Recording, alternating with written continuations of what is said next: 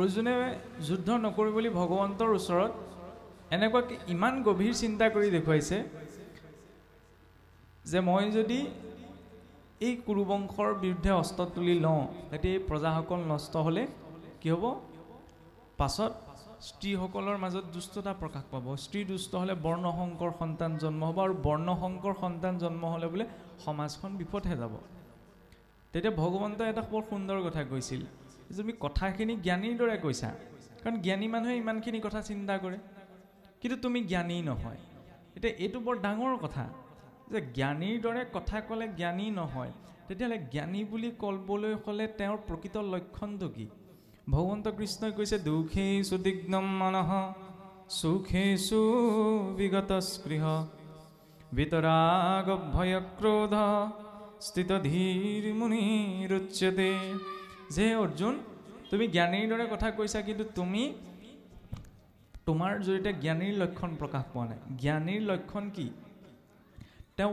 সুখতো স্থিৰ থাকে দুখতো স্থিৰ থাকে সুখ পালে বোলে পুত্ৰ উপজিলে যি আনন্দ নকৰে পুত্ৰ মৰি গ'লে যি দুখ নকৰে সেইজন হৈছে স্থিতপজ্ঞ মুনি আৰু সেই স্থিতপজ্ঞ মুনিজনক কোৱা হৈছে প্ৰকৃত জ্ঞানী বুলি সেই জ্ঞানীজনৰ আশ্ৰয়ৰ জৰিয়তেহে কি হয় সংসাৰ ধৰ্ম পালনতো তেওঁ নিবৃত্ত হৈ মুক্তিৰ পথটো প্ৰশস্ত হয় দেখো অৰ্জুনে চিন্তা কৰিছে অৰ্জুনে ইমানখিনি চিন্তা কৰিছে কিন্তু চিন্তা কিহৰ বাবে তেওঁ সেই লোকসকলৰ অকল্যাণৰ কথা চিন্তা কৰা নাই তেওঁ ভাবিছে কি নিজৰ সেইখিনি সময়ত মোহগ্ৰস্ত হৈ শৰীৰ ভিত্তিক দৃষ্টিকোণটোৰ কথা তেওঁ শৰীৰটোৰ কথা ভাবিছে আত্মাৰ কথা ভবা নাই কিন্তু ভগৱন্তই তেওঁ কি দিয়াব বিচাৰিছে আত্মাৰ চিন্তা এতিয়া আত্মাৰ কথা কৈ থাকোঁতে চাওকচোন আত্মা বুলি ক'লে আত্মাটো কেনেকুৱা আত্মা বুলি ক'লে আমিতো সহজে ধৰি লওক ভূত প্ৰেত আত্মা তেনেকুৱা ধৰণৰ প্ৰেতাত্মা তেনেকুৱা ধৰণৰ বুলি বুজা যায়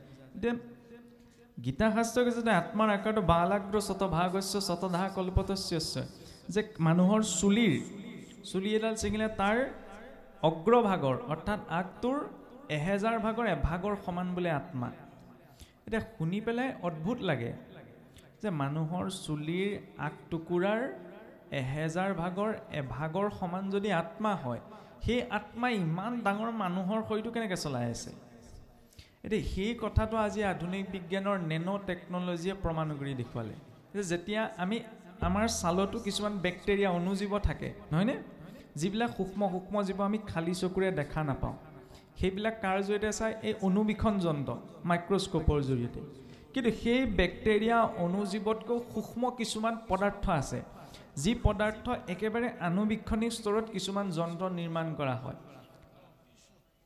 বেক্টেৰিয়া অণুজীৱতকৈ 1000 গুণে সূক্ষ্ম তেতিয়া সেইটো নেনো বুলি কোৱা হয় আৰু সেই নেনৰ যিটো ধাৰণা সেইটো ভাগৱত চাওকচোন ভগৱত গীতাত আদিৰে পৰা কাৰ সৈতে আমি কম্পেয়াৰ কৰি চাব পাৰোঁ আত্মাৰ সৈতে যে মানুহৰ চুলিৰ 1000 ভাগৰ এভাগৰ সমান ইমান সূক্ষ্মতাৰ কথা কৈছে যিটো সূক্ষ্মতা অকল্পনীয় বুলি ভবা হৈছিল বিজ্ঞানৰ যুগতো কিন্তু আজি বিজ্ঞানে সেই সূক্ষ্মতাটো প্ৰমাণ কৰি দেখুৱালে কিছুসকলে এইখিনিতো কয় 19ৰ দশকতে এটা পৰীক্ষা হৈছিল ইউৰোপত এই মৰাৰ আগে আগে এজন মৃত ব্যক্তি কি কৰিছিল চিচাৰৰ এটা বহুত টাফলি ক্লোজ চেম্বাৰৰ ভিতৰত ভৰাই দিয়া হৈছিল আৰু বহুত হাই ৰেজলিউশ্যন কম্পিউটাৰত বা কেমেৰাত সেই অৱস্থাটো ৰেকৰ্ডিং কৰি দেখা গৈছিল যে তাৰ পৰা সেই চিচাৰৰ বক্সটোৰ ভিতৰৰ পৰা কিবা এটা পোহৰৰ নিচিনা কিবা এটা ওলাই গৈছে আৰু সেই মানুহজনৰ শৰীৰটো ভৰোৱাৰ আগত যিটো ওজন আছিল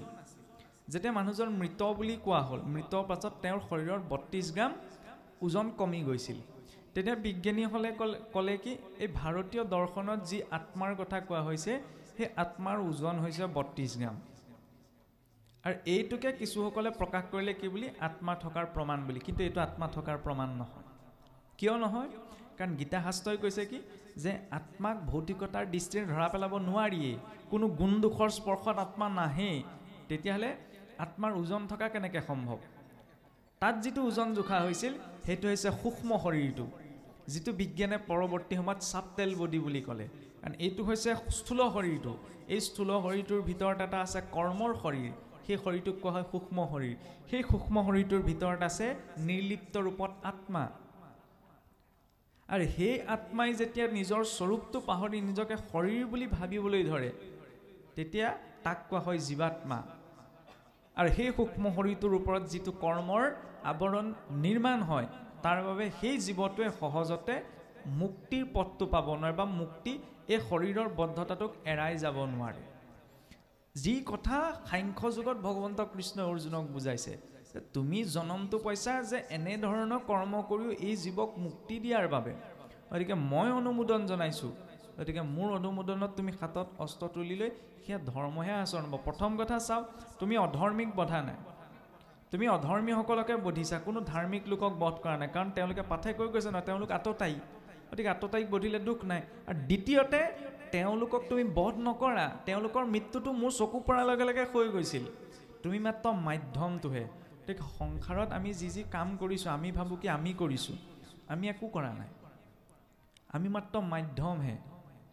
আৰু মাধ্যম বুলি কিয় কোৱা হৈছে, কাৰণ আমিচোন নিজৰ বুলি ক'বলৈ, নিজৰ বুলি কৰিব পৰা আমি নিজৰ মতে উশাহ নিশাহো ল'ব নোৱাৰোঁ, নিজৰ বুলি কৰিব পৰা একো নাই। তেওঁৰ প্ৰেৰণাত নিজৰ কৰ্মফলৰ অনুসাৰেহে জীৱ এইখন সংসাৰত কৰ্ম কৰে। এতিয়া চাওকচোন, যি আত্মাৰ কথা, এতিয়া অৰ্জুনক যুদ্ধৰ মাজতো ভগৱন্তে আত্মবিদ্যাৰ জ্ঞান কিয় দিছে, যাতে তেওঁ শৰীৰ ভিত্তিক দৃষ্টিটো লৈ কৰ্মটো নকৰে।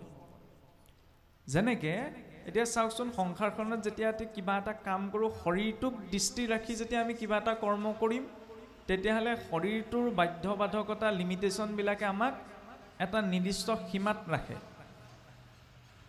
কিন্তু যেতিয়া আত্মিক দৃষ্টিৰে কাৰোবাক প্ৰত্যক্ষ কৰা হয়, উদাহৰণস্বৰূপে গৃহস্থী ঘৰখনত যেতিয়া স্বামীয়ে নিজৰ পত্নীক অধিকাৰৰ বস্তু বুলি ভাবি লয় আৰু পত্নীয়ে যিদৰে স্বামীক, স্বামীয়ে যিদৰে পত্নীক, ল'ৰা ছোৱালীয়ে পিতৃ মাতৃক, পিতৃ মাতৃয়ে ল'ৰা ছোৱালীক অধিকাৰৰ বস্তু বুলি ভাবি লয়, তেতিয়াহ'লে সমস্যাৰ সৃষ্টি হয়। কাৰণ মোৰ মতে চলিব লাগিব, মই কৈছোঁ মোৰ কথা শুনিব লাগিব, মোৰ সন্তান, মোৰ পিতা মাতা, মোৰ পত্নী, মোৰ ভাৰ্যা, এই অধিকাৰৰ কথাটো আহে। অধিকাৰটো কিয় নিৰূপণ হৈছে, শৰীৰটোৰ বাবে। কিন্তু গীতাৰ জৰিয়তে ভগৱন্তই দৃষ্টিটো কি দেখুৱাইছে, যে শৰীৰ ৰূপত দৃষ্টি নকৰে। আমি চাওকচোন, মানুহজনলৈ চালে মানুহজন বুলি ক'লে কি বুজোঁ, পিন্ধি থকা সাজ পোছাকযোৰক নুবুজোঁ নহয়, শৰীৰটোক, মানুহজনৰ ব্যক্তিত্বটোক বুজোঁ। ঠিক তেনেদৰে গীতাৰ জৰিয়তে ভগৱন্তই এইটো দৃষ্টি দিছে যে দৃষ্টি দিলে কাৰোবাক আত্মিক ৰূপত দেখিব। যেনেকৈ আমি প্ৰণাম কৰোঁতে চাওকচোন, পঞ্চ কৰ্মেন্দ্ৰিয় পঞ্চ জ্ঞানেন্দ্ৰিয় এক কৰি এইজন হৃদয়ৰ কৃষ্ণই আনজনৰ হৃদয়ৰ কৃষ্ণক সেৱা জনাইছে, এইটো আত্মিক দৰ্শন। গতিকে সংসাৰখনতো আমি যি পৰিস্থিতিৰ সন্মুখীন হৈছোঁ তাত আত্মিক দৃষ্টিটো ৰাখি, শৰীৰটোত দৃষ্টিটো ৰাখি নহয়, কাৰণ শৰীৰটোত শুদ্ধ হ'ব পাৰে, অশুদ্ধ হ'ব পাৰে, কিন্তু আত্মাক সেই শুদ্ধ অশুদ্ধতাই প্ৰভাৱ পেলাব নোৱাৰে। যিদৰে দুৰ্যোধনৰ পক্ষত যিমান লোক আছিল, 100 কৌৰৱকে প্ৰমুখ কৰি ভীষ্ম, কৃপাচাৰ্য, দ্ৰোণাচাৰ্য, এইসকল শৰীৰৰ বদ্ধতাত আছিল। আৰু সেই শৰীৰৰ বদ্ধতাৰ মুক্তিৰ মাৰ্গটো কি হয়, কাৰ জৰিয়তে দেখুৱালে, এই যুদ্ধৰ জৰিয়তে।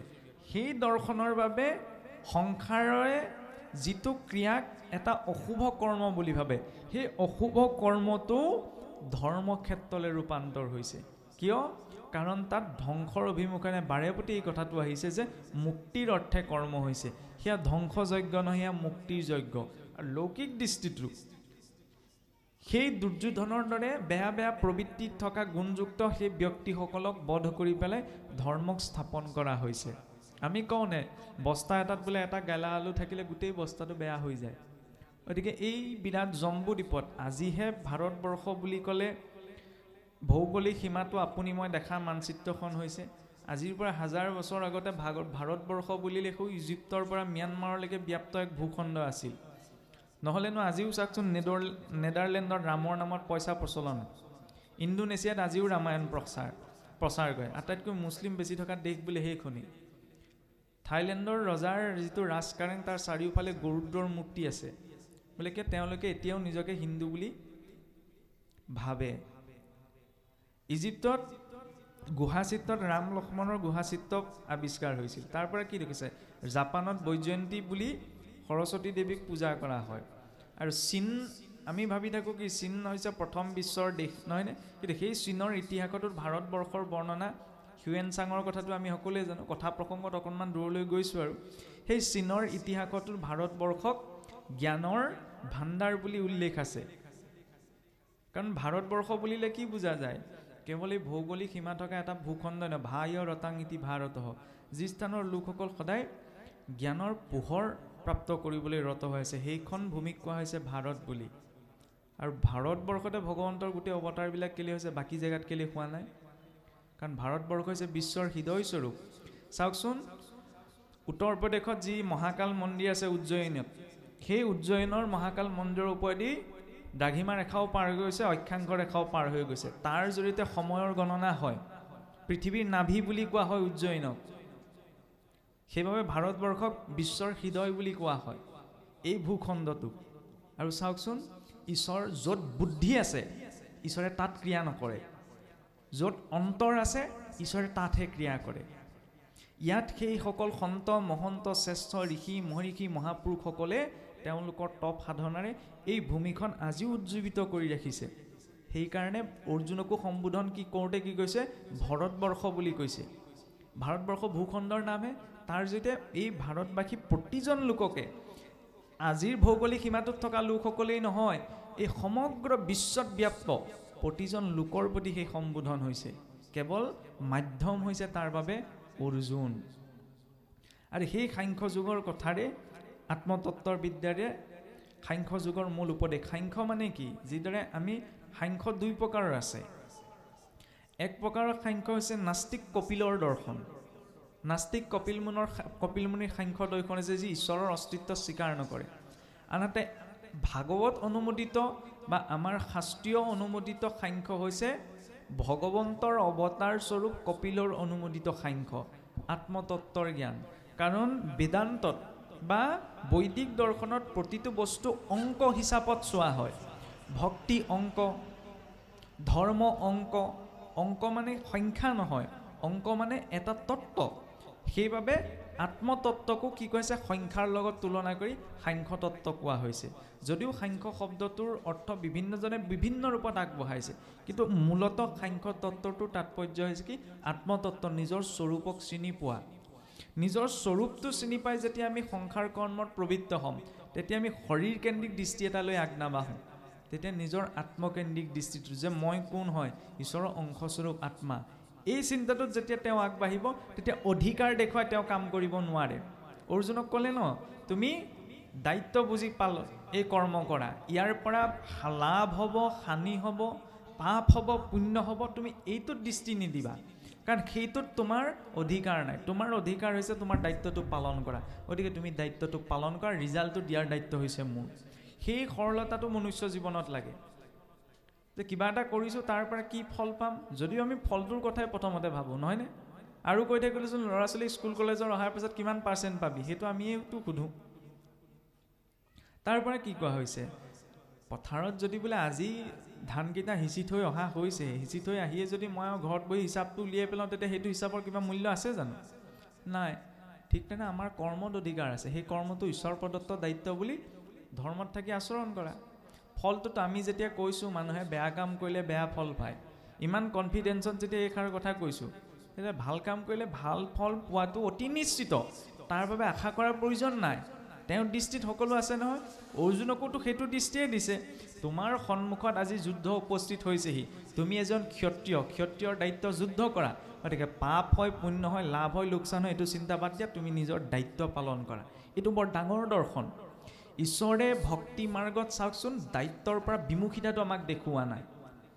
গৌতম বুদ্ধইও চিন্তাত পৰি পেলাই সেই শুই থকা নিজৰ পত্নী ভাৰ্যাক, পত্নী পুত্ৰক এৰি থৈ পেলাই গুচি গৈছিল সংসাৰৰ দুখবিলাক দেখি, নহয়নে?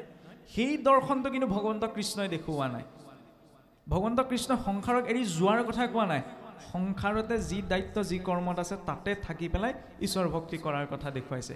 সেইবাবে পুনশ্চ আমি কোৱা হৈছে যে যুদ্ধৰ দৰে এটা ধ্বংসাত্মক কৰ্মকো ঈশ্বৰ ভক্তিৰ জৰিয়তে, ঈশ্বৰক অৰ্পণাৰ জৰিয়তে মুখ্য প্ৰাপ্তিৰ এটা কৰ্ম বা ক্ৰিয়ালৈ ৰূপান্তৰ কৰিব পাৰিছে। আৰু যুঁজ কাৰ বিৰুদ্ধে? অধৰ্মৰ বিৰুদ্ধে।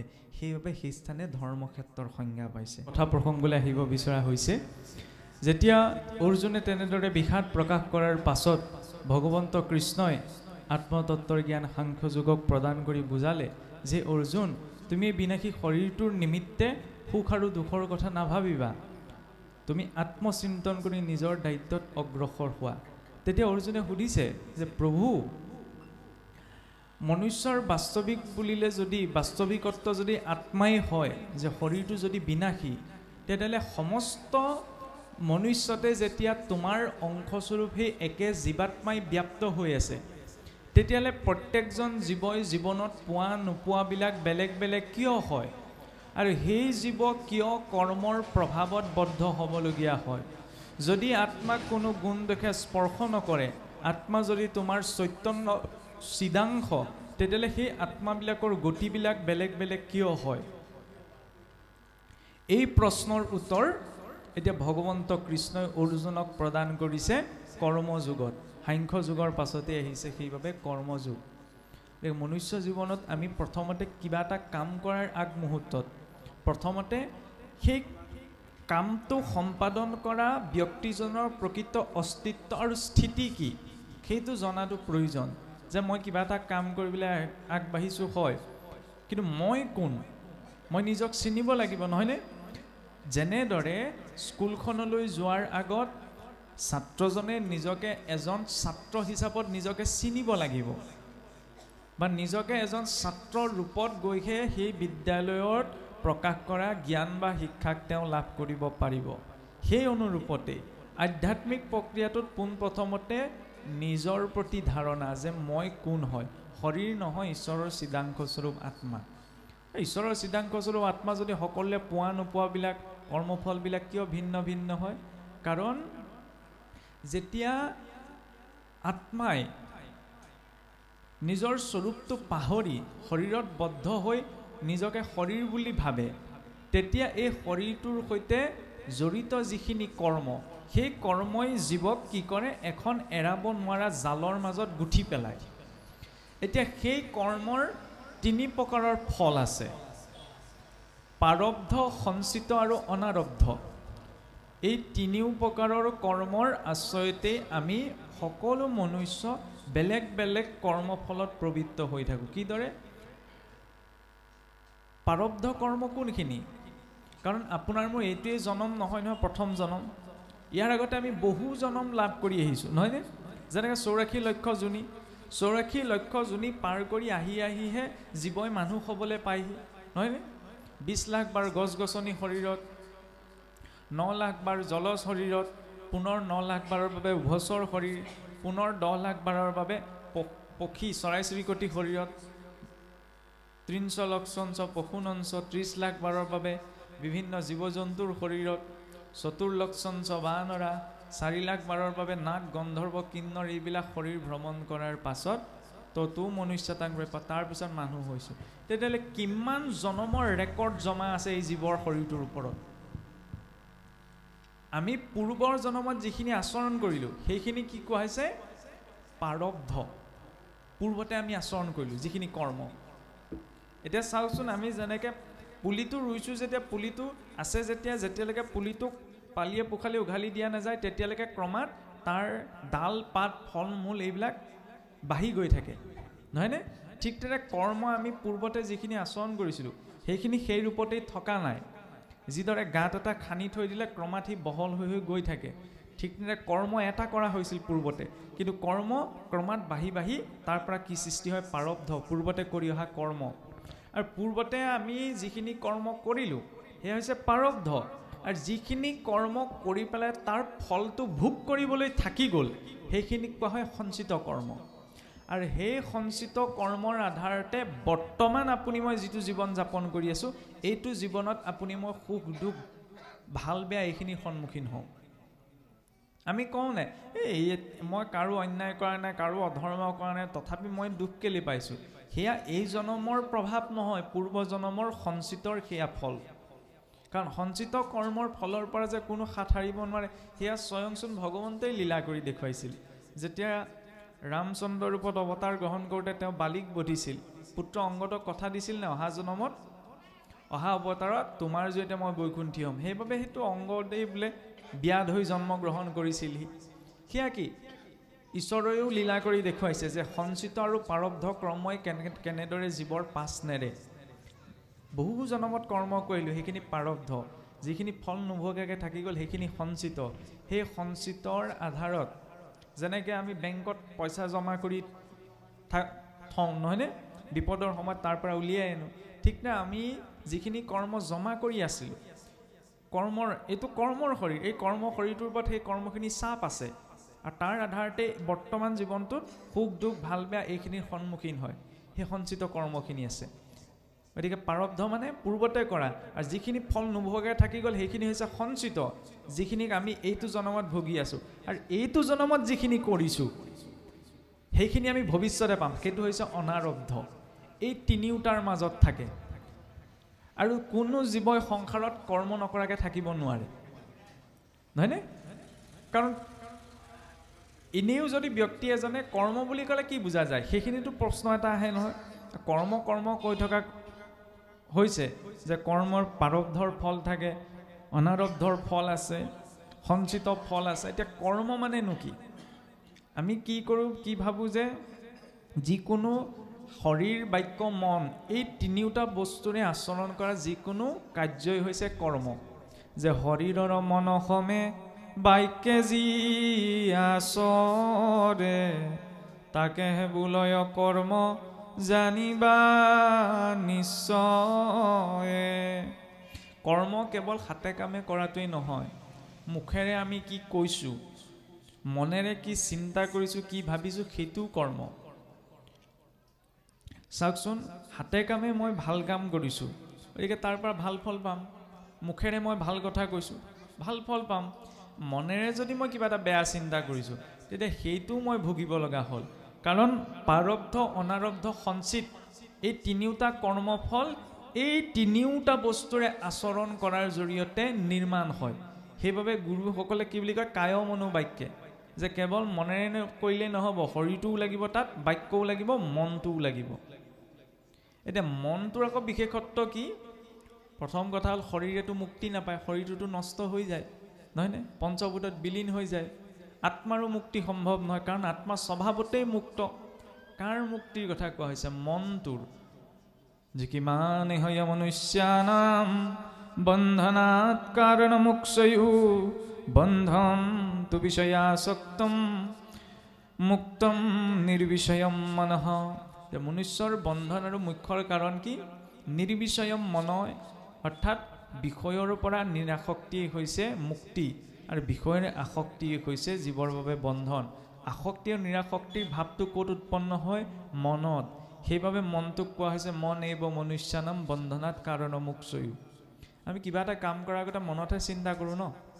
গতিকে মই বেয়া কাম নকৰিলেও মনত যদি বেয়া চিন্তাটো আছে, সেইটো প্ৰাৰব্ধ বা সঞ্চিত কৰ্মৰ ওপৰতো মই ভুগিব লগা হয়।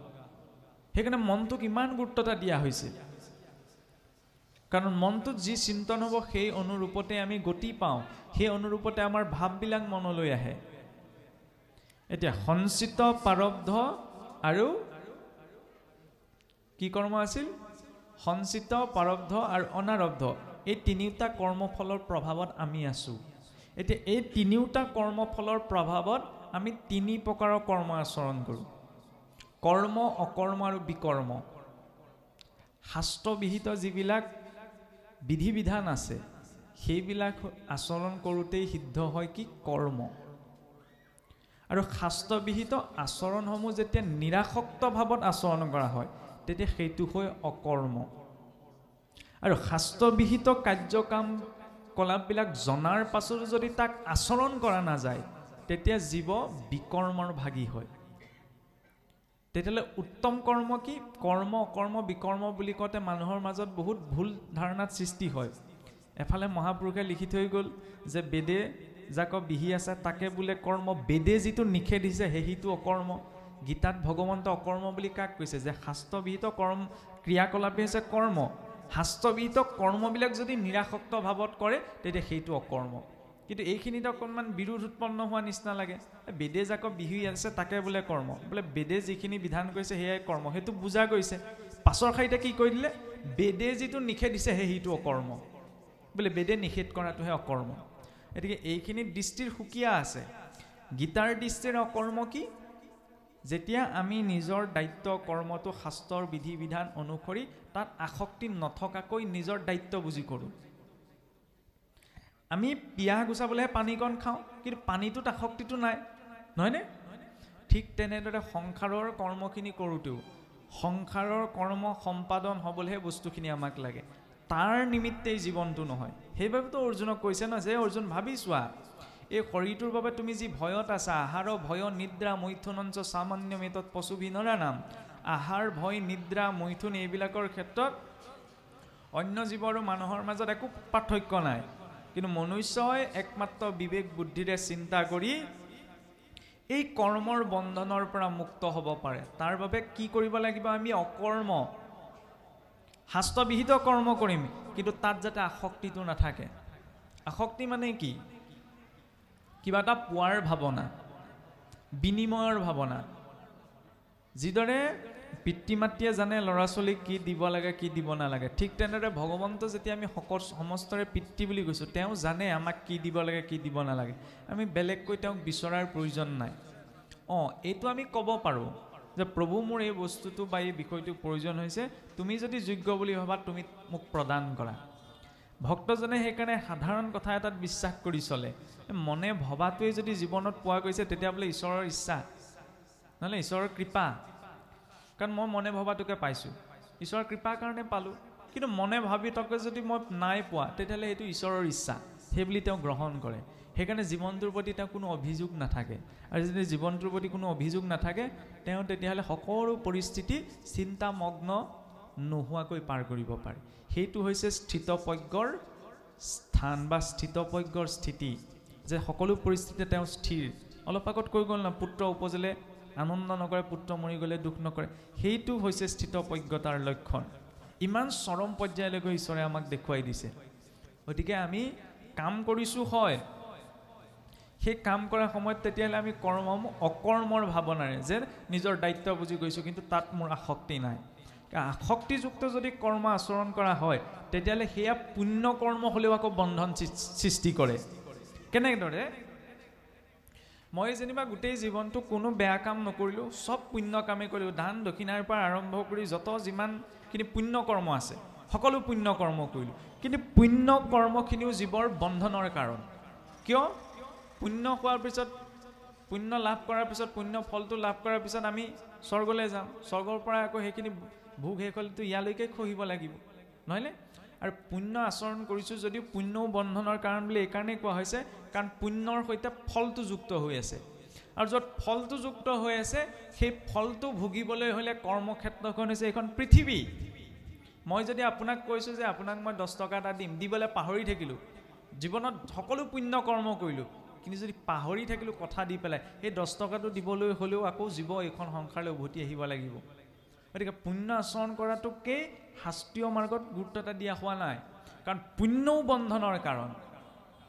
সেইকাৰণে সাংখ্য দৰ্শনে এটা কথা কৈছে যে যত কৰ্ম সবে বন্ধ সাংখ্যবাদী কহে, যদি চৰত অৰ্পে তেবে বন্ধনো হে। সংসাৰখনত আমি ভাল বেয়া যিখিনি কৰ্ম কৰিছোঁ, বেয়া কৰ্মখিনিতো জীৱক বন্ধনত ৰাখে, ভাল কৰ্ময়ো বন্ধনত ৰাখে, কাৰণ তাৰ সৈতে এটা যুক্ত ফল আছে। সেইবাবে কি কৰিছে? সেই ফলটোৰ পৰা মুক্ত হ'বলৈ ঈশ্বৰক অৰ্পণা কৰি দিয়ে। এতিয়া অৰ্জুনেও তাত ফলটোত আসক্ত আছে, সেইকাৰণে তেওঁ মোহগ্ৰস্ত হৈছে, নহয়নে?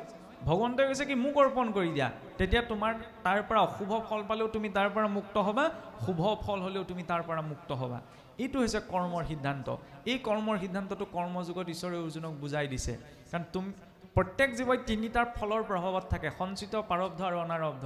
এতিয়া যিখিনি কৰিছোঁ অনাগত দিনত ভুগিব লাগিব। তেতিয়াহ'লে কিদৰে এই কৰ্মৰ পালি পোখালি পালিয়ে পোখালে বৃদ্ধি হোৱা গছজোপা একেবাৰে শিপাই শেহিতে নষ্ট কৰিব পাৰিম? সেয়া হৈছে অকৰ্মৰ জৰিয়তে। কাম কৰিম, কামখিনি শাস্ত্ৰীয় বিধি বিধানেৰে, আৰু সেই শাস্ত্ৰীয় বিধি বিধানে কৰি তাত আসক্তিটো যুক্ত নকৰি, যে সংসাৰ পালন কৰিবলৈ, চাওকচোন, খোৱা বোৱা এইবিলাক কৰিবলৈ কুকুৰ মেকুৰী পৰুৱাটোও চিন্তা নকৰে, আমি যিমানখিনি চিন্তা কৰোঁ। জীৱনটো পালন কৰিবলৈ সেইখিনি সাধন, গোটেই জীৱনটো তাৰ বাবে নহয়। সেই নিৰাসক্তি ভাৱত যেতিয়া জীৱনটোক আমি পালন কৰোঁ, তেতিয়া কৰ্মই বন্ধন সৃষ্টি কৰিব নোৱাৰে। সেইটো হৈছে কৰ্মৰ আটাইতকৈ শ্ৰেষ্ঠ সিদ্ধান্ত কিন্তু সেই কৰ্ম কেৱল হাতে কামে আচৰণ কৰাটোৱে নহ'ব যে মনটোৱে চিন্তা কি কৰিছোঁ মই হাতে কামে ভাল কৰিছোঁ মুখেৰে ভাল কথা কৈছোঁ মনটোৱেও সেই নিৰাশক্তি ভাৱটোৰ চিন্তা কৰিব লাগিব সেইবাবে ভগৱন্তই কৈছে যে কোনোবাই যদি নিজৰ শৰীৰটোৱে বহু পুণ্য কৰ্ম আচৰণ কৰিছে মুখেৰে বহুত পুণ্য কথা কৈছে কিন্তু মনেৰে যদি বিষয় চিন্তা কৰিছে তেতিয়াহ'লে কি কোৱা হৈছে যে কৰ্মেন্দ্ৰিয়ানি সংযম্য য় আসীত মনসা স্মৰণ ইন্দ্ৰিয়াർത്থান বিমূঢ়াত্মা মিথ্যাচাৰস্য উচ্যতে যে সেয়া ইন্দ্ৰিয়ৰ অৰ্থে আচৰণ কৰা মিথ্যাচাৰৰ বাহিৰে বোলে একো হোৱা নাই যদি হাতে কামে ভাল কাম কৰি মুখেৰে ভাল কথা কৈ মনেৰে বিষয় চিন্তন হৈছে তেতিয়াহ'লে সেয়া মিথ্যাচাৰ সেই মিথ্যাচাৰে জীৱক স্থিৰতাটো বা মুক্তি প্ৰদান কৰিব নোৱাৰে সেইকাৰণে প্ৰথম মনটোক মনক কৰ্ষণ কৰিলেহে এই কায়টোৰ অশুদ্ধ হ'লেও তাত শুদ্ধতা আহি পৰে